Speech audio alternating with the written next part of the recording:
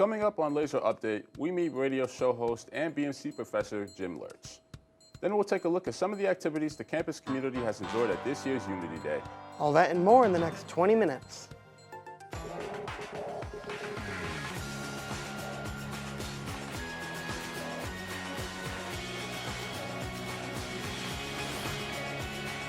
Good morning and welcome to Lazer Update. My name is Brandon King. And I'm Colin Harrington. It's Thursday, April 6th. I gotta tell you, Brandon, this week has been jam-packed. Between work and school, there's just no time to sleep.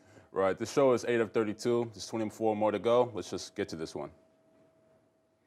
We start off with someone who you may know on the radio as the man-child. Whether it's in the classroom or on the air, Jim Lurch has a passion for sports broadcasting. His dedication to sports has extended beyond the studio and into the classroom. Elkins takes us behind the mic to learn more. All right, little Jay-Z to kick off your morning. Some people say that if you love your job, you'll never work a day in your life. If that's true, then Jim Lurch hasn't worked for a very long time. For 20 years, Lurch has been on the air, hosting the Man-Child Show, and he's loved every minute of it. What's not to love about working in sports radio? I get to come into the studio every day and talk sports, give opinions about sports, dissect sports issues. A normal day in the studio basically is arrive about 45 minutes to a half hour before the show starts. I meet with my crew, my partner Paul Esden, whose nickname is Boy Green. A lot of times we have a couple of interns that work with us that kind of help us produce the show. I never imagined doing sports talk radio, but now that I do it every day, what I love about it is it's just a great conversation. It's, a couple of people talking about your favorite sports teams, just having fun talking sports. So for me, really, being a college professor and teaching at a place like OCC is really all about helping people. My sportscasting class at OCC is actually the first semester that I'm teaching it. It's a course I'm incredibly excited about. I get to mold these young students and watch them put projects together. And I think the big thing for me is I try and bring my real-world experience where I work professionally and bring it to the classroom and give my students the opportunity to do real-world projects, to do things that we actually do in the business and feel like they can actually accomplish it even in the classroom. Jim Lurch, through his own experience, hopes to share his knowledge with students and give them the tools they need to build their own dream career. While Jim Lurch inspires broadcasting students at OCC, he too continues to learn more about the next generation of sports fans. Speaking of students and broadcasting, did you know OCC has a student-run radio station? If you haven't tuned in, Claire Akers will tell you all about Supermix. Did you know that OCC has a radio station? It's called Supermix, and it's run by BMC students who take turns completing live radio shifts using things they learn in class, like audio theory. Students can talk about things that annoy them, I think he doesn't like people criticizing him. or things they enjoy. This green tea, honestly, I don't think I had tried out green tea when I was talking about my little drinkity. You can listen to Supermix on the TuneIn app or by going to Onondaga's Campus Connection under the Supermix radio tab. Supermix has a lot of great music if alternative rock is your jam. I know when I get home, I'm going to check it out for myself. You can access Supermix through the TuneIn app or by going to Onondaga's Campus Connection. OCC offers many activities for students, but one of the biggest and most engaging each semester is Unity Day, where the campus community comes together to celebrate the diverse cultures and traditions that we represent, from food and art, making workshops to henna tattoos and open mic performances. There was something for everyone. Kyle Goff gives us an overview. Unity Day on February 22nd is a chance for our campus community to gather and celebrate different cultures, identities, backgrounds, and more, while also realizing that we are better together. Unity Day committee members Noah Rivers, Mohammed Abadraba, and Shane Turo tell us more. And we had a whole host of activities ranging from an open mic contest, we had an art contest, we just rescheduled a basketball shootout. We had to cancel it due to weather that day. But it's just a bunch of inclusive activities to bring people together. I assisted Dr. Williams in setting up the tables. There were about 50 tables to set up. We had to put all the stuff on there that was included for each activity. Open mic was hosted by Maurice Brown, and he gave the MC, the rest of the hosts, to me. It was amazing. Definitely a different environment. I would honestly do it again. Unity Day typically means to me something to bring everybody together, a form of inclusion, to allow those who have any descent and heritage to show off what their cultures, their traditions, their food, And it just brings everybody together. That's what it kind of does. It brings brotherhood, diversity, and overall just a safe place to accept any and all people, no matter what race, religion, or color. If you didn't make it for this year's event, keep an eye out next semester to make sure you don't miss out on the festivities. Before we break, let's look at what events are coming up on campus. Let's check it out. Stop by Mahini Hall on Monday, April 10th for Community Care Hub's Upstate Prep. On Tuesday, April 11th, the SCC Healthy Start event starts at 11 a.m. in Mahini Hall. The same day, Syracuse University will be visiting OCC at 1 p.m., which will also be in Mahini Hall.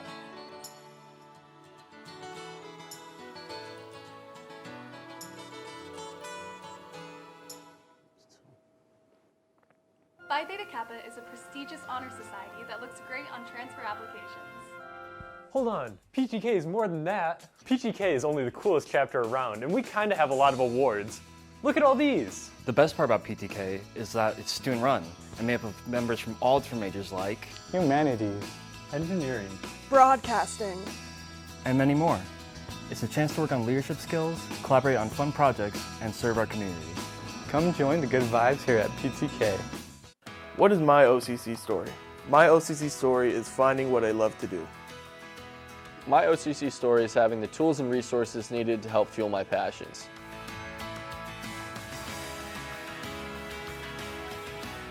My OCC story is a second chance to education.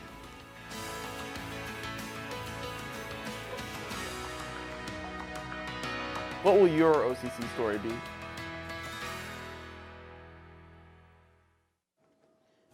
Attention Marvel fans, on May 5th, Guardians of the Galaxy Volume 3 is coming out starring Chris Pratt and Zoe Salonda.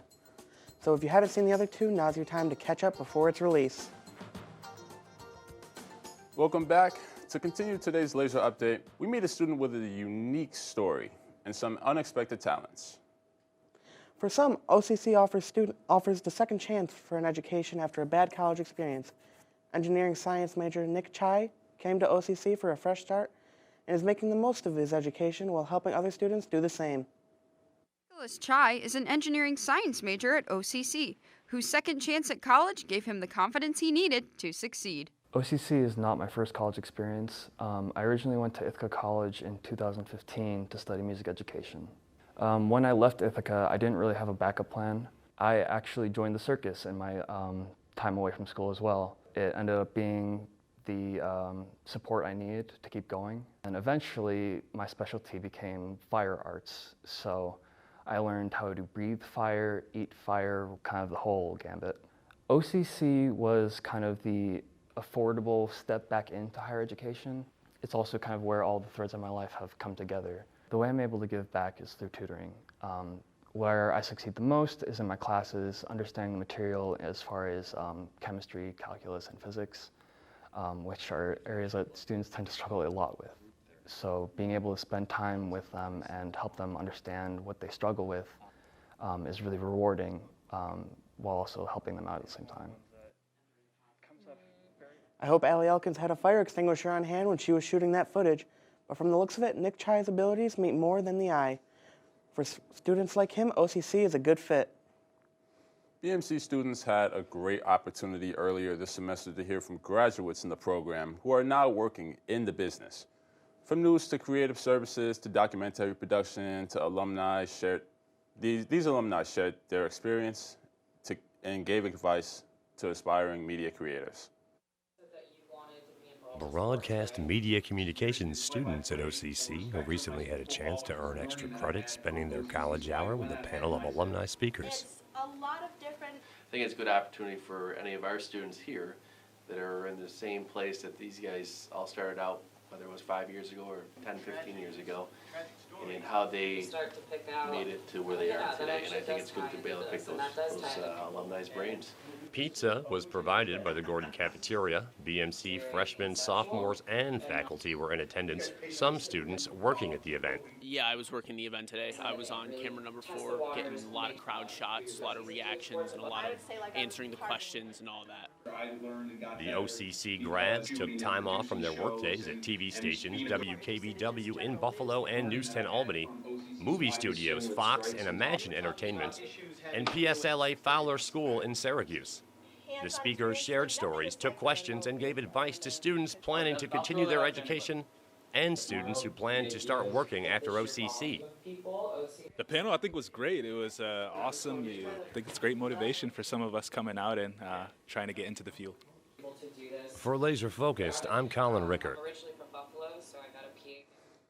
It's great to see BMC alumni engaging with current students and inspiring the next generation. I bet we'll see some students from the audience come back as alumni and share their story someday. There's lots of news out there and even more places to find it. But how can we figure out what sources are giving us the real scoop? Laser-focused reporter Allie Elkins might have some answers on today's Pulse of the Campus. Whether it's through social media or internet articles, people today are getting their news from more sources than ever. But it's impossible to sift through all this information and determine what's correct and what's false. Today, I'm asking students on campus where they get their news and if they trust any of the info they're getting.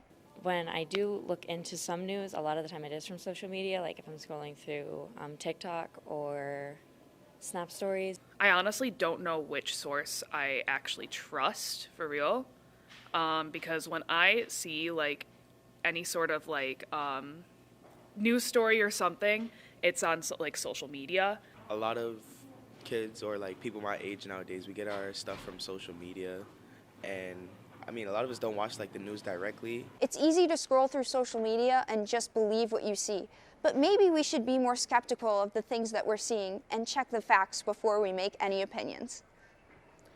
Students on campus seem like they get most of their news from social media, but they seem hesitant to believe, which might be wrong, which might be a good thing.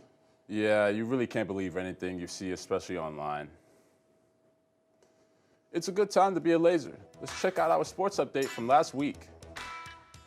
On Saturday, the Lazers men's lacrosse team clinched a win over Genesee Community College with the help of leading scorer Thunder Hill. The men's baseball team secured an easy victory the following day against Corning Community College, with the final score being 13-2. The men's baseball team followed this up with another win against Jamestown Community College on Tuesday, with a final score of 13-7. It's a good time to be a Lazer. If you feel like you missed out on any of the action, the Lazers men's lacrosse team will face off against Hudson Valley Community College on April 7th at 4 p.m. If you want to catch the men's baseball team, join OCC on Saturday the 8th as they take on Finger Lakes Community College at noon, or watch the Lazers softball team go up against North Country Community College Saturday the 8th at 1 p.m.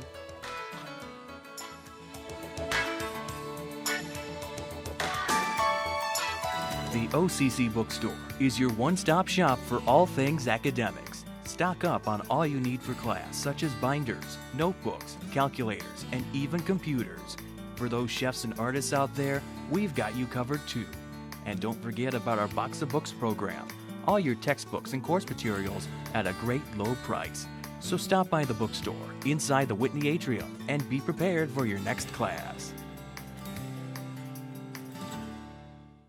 I choose OCC because I can go on into stuff like neuroscience, keep going with psychology. I chose OCC for recording, behind the scenes, basically anything in studio work. Engineering aspects of my program that I was interested in. The CAD lab, the machine shop, and the hands-on basis of everything.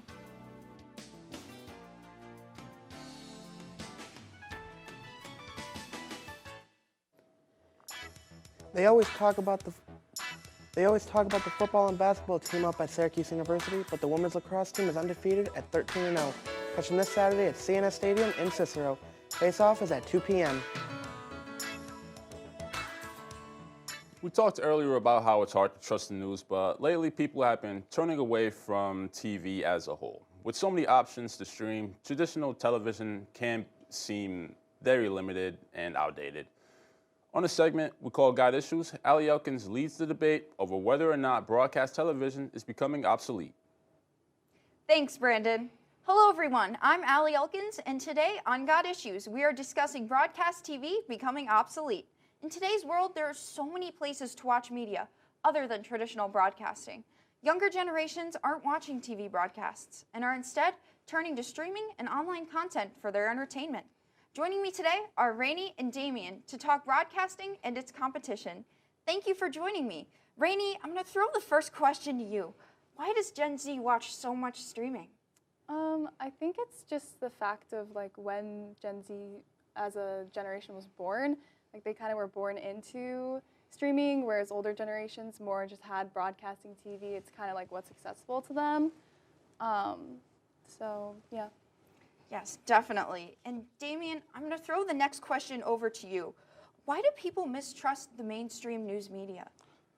Me per se, I think people mistrust the mainstream media due to misinformation in my eyes, because some people can falsely accuse of something and some people can like say like it's actually true, especially since we have like AI technology now. Because then I noticed something like on TikTok, people are like using AI voices, and that could be both a good thing and a bad thing. Because then political wise, they can actually use AI voices to think that people said like horrible things and can cause different problems in my eyes. So I think that's the main reason why. I think technology is just getting advanced and advanced, and that can also affect the media as well, including broadcasting. Yes, definitely. Rainey, I'm going to come back to you. How does this affect what people want to watch and people wanting to watch TV in general? I mean, just the fact that streaming is more accessible. You can choose what you want to watch. There's kind of more options depending like on what broadcast TV you have available to you. It's just you get to make a choice, and I think we really like that, and you get to watch it whenever you want. There's just a lot more flexibility there. And Damien, I'll come back to you. What differences are there in content between broadcast TV and streaming? I think the difference between broadcast TV and streaming, like content-wise, is that with broadcast TV, there's like basic stuff. You have your basic news, sports, and stuff, but it's like all in like a time frame. So there's like a specific time frame for like each segment. Whether as streaming, you could watch it whenever you want. Like say if you want to watch like a specific show, you could watch it for like 10 minutes and then cut to it and then watch a different show that you're binge watching. I think for streaming, there's more binge watching, which is enjoyable, rather than sitting here or like trying to pre-record something that's on cable for like broadcasting. Yes, definitely. When we come back, our discussion continues right here on Got Issues.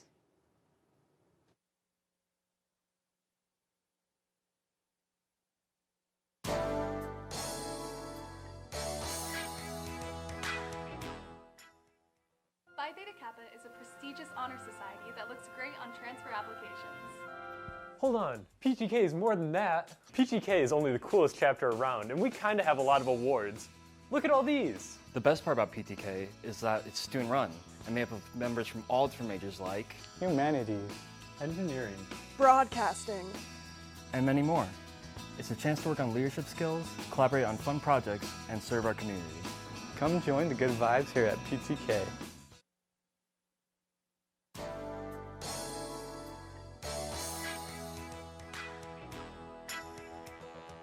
Welcome back. Allie here again. I'm with Rainey and Damien, and we've been talking broadcast TV becoming obsolete. Let's continue. Rainey, I'm going to start off with you. Why has streaming dominated so quickly? I think just like how I was saying earlier, it all ties in with just the fact that it was there for the earlier generation. So as Gen Z grows up, it kind of has just become a thing, and then it's more accessible, so we're able to watch it more. Yeah. Yes, great. And Damien, I'm going to come over to you now. How can broadcast TV be revitalized? I think broadcast TV can become revitalized is by adding shows that people actually want to watch.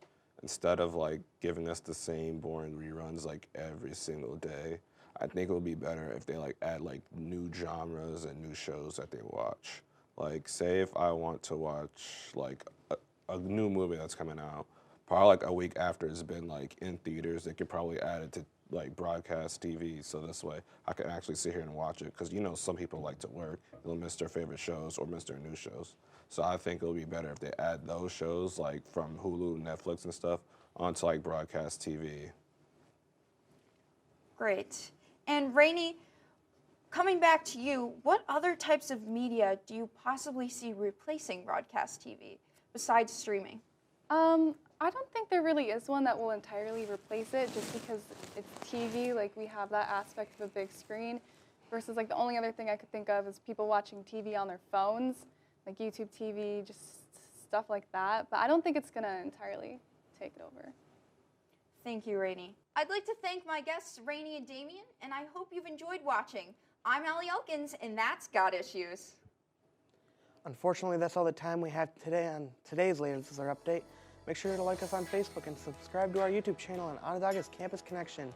New episodes are uploaded every Monday and Thursday at 5 p.m. Join us on the next episode for more. This is Brandon King. And I'm Colin Harrington. Have a great day, Lasers.